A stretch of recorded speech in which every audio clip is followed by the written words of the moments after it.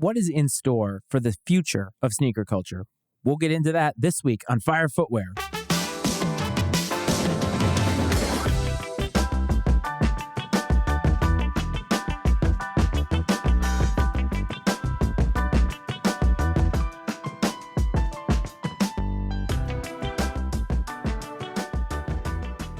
What's up, everyone? Welcome back to Fire Footwear, a sneaker podcast. This is your host, Matt Frates. You can call me the Iceman. You can call me Matty Ice. I do not care. I am just very, very happy and very thankful that you are here spending your Friday with me talking about the thing that we love the most, and that is sneakers. Fire Footwear Friday is a new thing. I talked about it on Tuesday's episode, which was really a bonus episode because I had done a terrible job of communicating with you all about the changes that I was going to make to the show. And so to be able to reward your patience and reward your loyalty, I made sure to record a bonus episode so that you all could have more content because you deserve it. You have been coming and showing up for this show day in and day out, and it makes me very happy and it humbles me to no end. I can't really stress that enough, and I want to make sure that you know it at the top of every single show.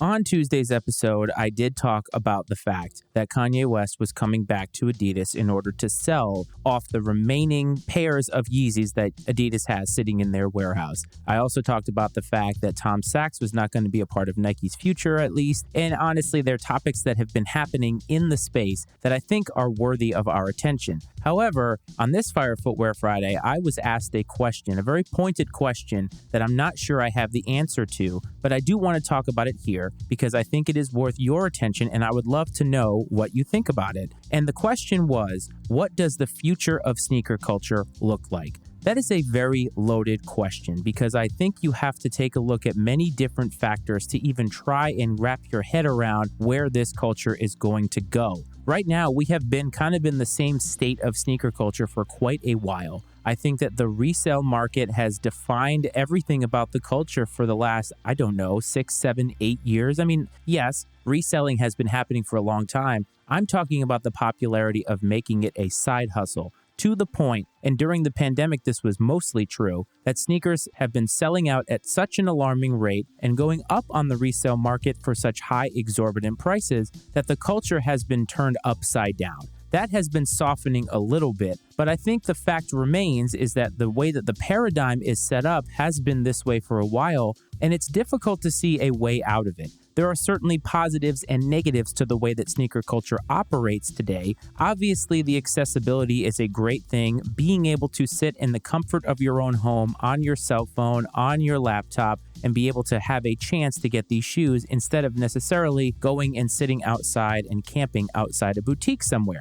However, the nostalgia of that is missing from today. And I think that a lot of people who participate in the culture, and I would include myself in that category, don't really understand the literal blood, sweat, and tears that some people have put forth to be able to get the shoes that they love. There are countless stories over the last 20 years about rioting in the streets based off of a sneaker release and other types of shenanigans that have taken place that are less than ideal if you are a member of sneaker culture. The online presence of that has certainly helped that out. And it is nice to be able to have a chance, no matter where you are in the world and no matter what you're doing, to at least try to get a pair of these shoes. Because in the past, if you weren't there in person, you were not going to be able to get them. Hard stop. You were also going to have to know somebody who had a pair to even have a chance to buy off of them. And so today's accessibility is a good thing. With the advent of social media and the way that social media has become woven into the fabric of society, it's impossible for sneaker culture not to be a part of that. We did an episode about that a few weeks back, and I talked about there's positive elements to that,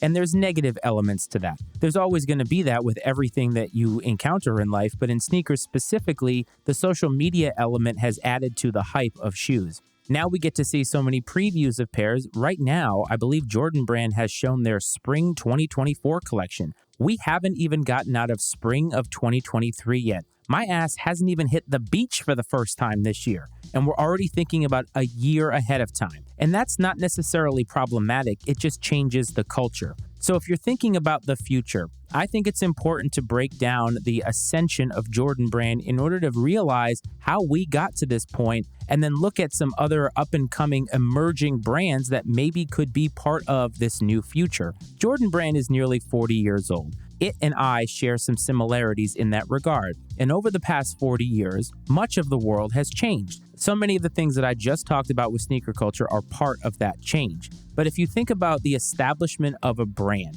and if you think about consumerism here in the United States, and quite frankly, all over the world, there are brands that just command a presence. People know what they are, no matter whether they're embedded in the culture or not. I think that if you went out into the streets and you interviewed and surveyed 100 people and asked them if they know what Jordan Brand is, I'm almost positive that more than 90% of those people would know what Jordan Brand is. They would obviously know what Nike is, but I think by extension, Jordan Brand has become a global brand in and of itself. And I think that people's association with Michael Jordan, especially people of a certain age, you're going to get an association. And I think that it has become a recognizable brand in the market space. But it wasn't always that way. For a very, very long time, Air Jordan was a very niche brand in the umbrella of Nike. Nike has always been the king of brands in terms of sneakers. I think it's probably the most recognizable shoe brand in the world, and it probably has been that for quite a while. And maybe in certain parts of the world, Adidas is king because of its European connections and all that, but I really believe that Nike is king. And so if you think about how did Jordan Brand get there? Jordan Brand is so recognizable that they made a movie about it, Air, which came out a couple of months ago. And that really was talking through and showing you a glorified look at the story of how Nike landed Michael Jordan as its signature athlete. Today, signature athletes are a dime a dozen. We constantly see them and we constantly see their shoes. It's not really that big of a deal anymore. I mean, it is from a financial standpoint. I'm talking about in the popular culture landscape. Back in 1985, this was not the norm. And so Michael Jordan being that much of a face of a company was a really, really big deal. And the reason for that was because the Jordan 1 broke so many molds of all sneakers at that time. It was basically, as the movie pointed out, trying to capture the essence of Michael Jordan in a shoe. And that's not easy to do. And they were able to make the hardest step and convince Michael that this shoe was a physical representation of who he was and what he was like on the court. Now, the Jordan 1 is 100% going to be the cornerstone and anchor of Nike and Jordan Brand's story. When you romanticize it, you're always going to go back to the Jordan 1. But I believe that there are two other shoes in the main Jordan line that not only led to its success, but I think added on and cemented its legacy as the global icon that it is today. I have done episodes on the Jordan 1. I've done episodes on the Jordan 3. And in my episode on the Jordan 3, I reminded you all, or maybe even educated you all, that the Jordan 3 was directly responsible for not only making Michael happy, but keeping him at the brand. The famous story is that Michael wanted to sign with Adidas before the Jordan 1 came around.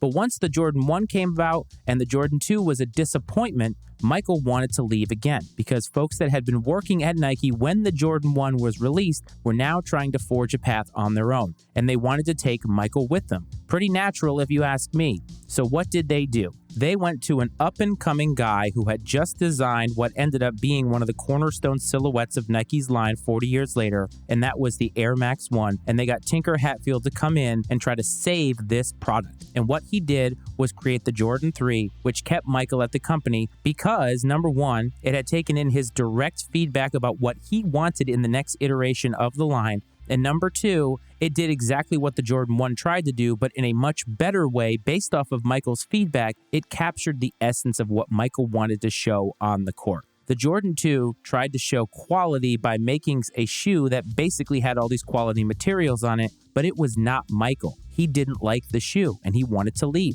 So the Jordan 3 kept Michael at the brand, and that allowed them to have the ascension that they had. With the Jordan 4, 5, 6, 7, all through the line, that's what kept Michael at the company, and that's what allowed Nike and Jordan Brand to continue to build upon this legacy. But if there is a shoe that I feel cemented the legacy permanently, it is the Jordan 11. And I did an episode way back when this was called Sneaker Love about the history of the Jordan 11. And to me, the Jordan 11 did one thing that I think the other shoes really didn't do quite to this level. And they made sneakers 100% cemented in popular culture. Because when Michael Jordan came back from his retirement, seeing them on the court, obviously the Concord 11s, but then the Space Jam 11s being in a movie that crossed so many different boundaries and had or ran the gamut, really, of demographics of people who tuned into it, Michael Jordan was now a massive star, which he was before, but now the shoes were a massive star. The Space Jam 11s are highly recognizable, and the Jordan 11s, to me, are very, very recognizable. The Jordan 11s basically made it so that Jordan Brand was going to be a permanent mainstay in the culture and in the commercial space until they decide not to be, basically.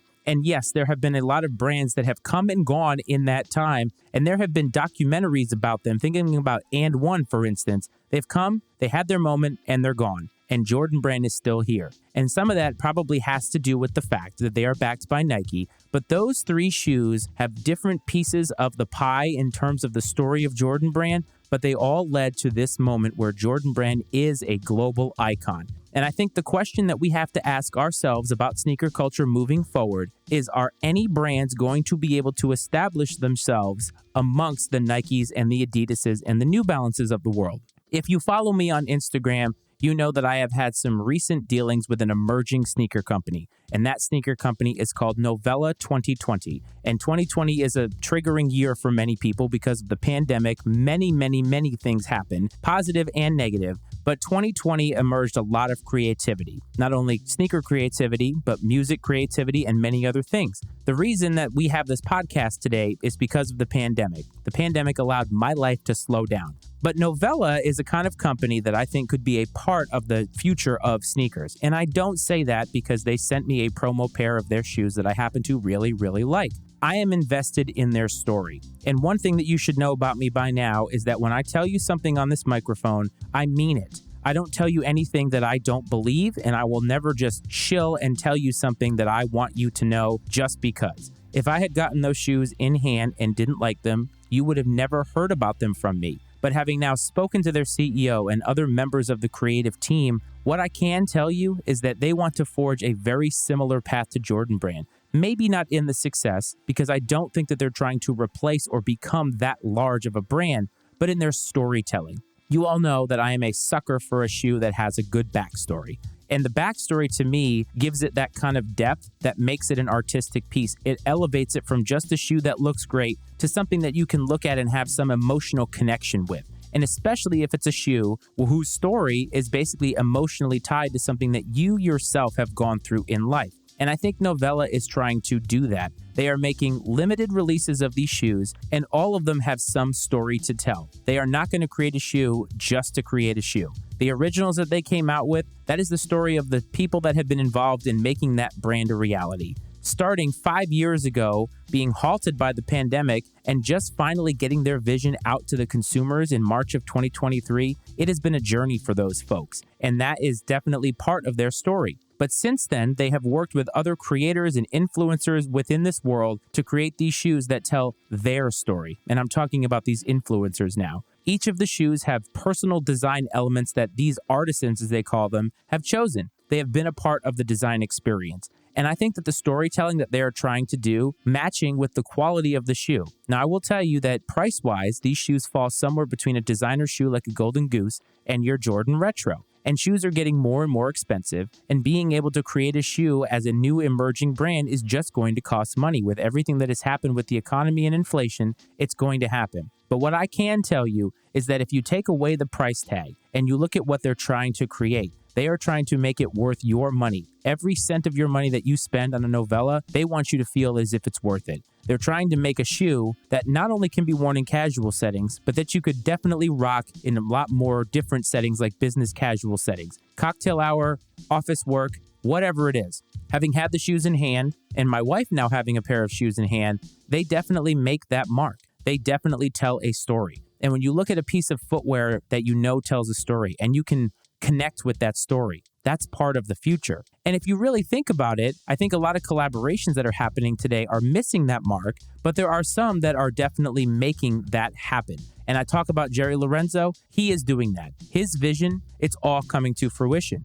And look at it, people buy them, people flock to them. You know why? Because that vision is stable and it's very transparent. And they know what it is, and they believe in the aesthetic. And Jerry Lorenzo is trying to tap into what he believes in his aesthetic, what he believes in his company, and he wants to translate that to his consumers so that his consumers will also follow this vision. And that's what I think Novella is doing. So when I look at the future of sneakers, I don't focus on things like how are these releases going to happen, what colorways of what Jordan Retro are going to come out, what old silhouette are they going to bring back. I think that the future of sneakers 100% has to be involving emerging brands. There need to be other creators in the space in order to differentiate and give us options, but not just options for the sake of options. We have plenty of those. I'm talking about options that really make a difference, that tell a story. And I'm very, very excited to be able to tell you that I'm going to be working with the folks at Novella to tell their story. I'm going to be using part of my platform and this podcast and our YouTube channel to talk to some of these people to give you a glimpse of what their story has been like to date, and also to get a glimpse of what their future is going to look like and how I believe that their future could be a part of your future. We need to get away from thinking about just Jordans and Dunks. There's a lot more to that. And when Yeezys sell out, they'll be gone too. We need other brands with other aesthetics and other stories to jump in and make the market more diverse, because Jordans and Dunks are going to become stale, and we ourselves are going to find ourselves looking and seeking something new, something to re-engage us the way that we were originally engaged in sneaker culture.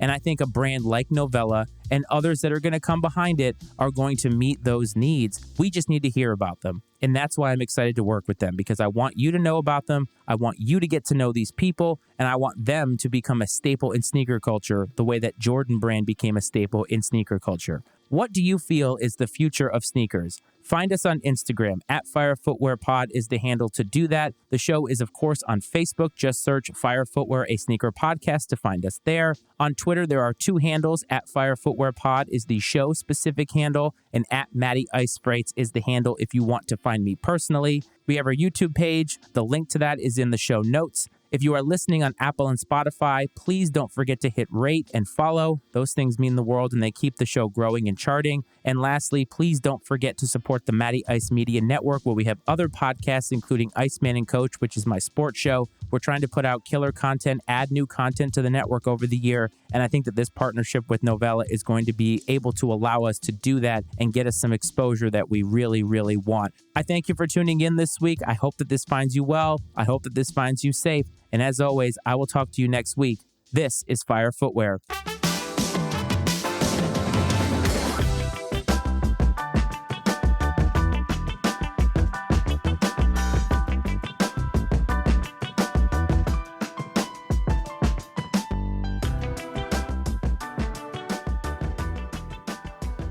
The opinions and viewpoints expressed on Fire Footwear are those of Matt Freights and his guests, and not necessarily those of the Matty Ice Media Network. Fire Footwear is exclusively owned by Matt Freights and is brought to you by the Matty Ice Media Network.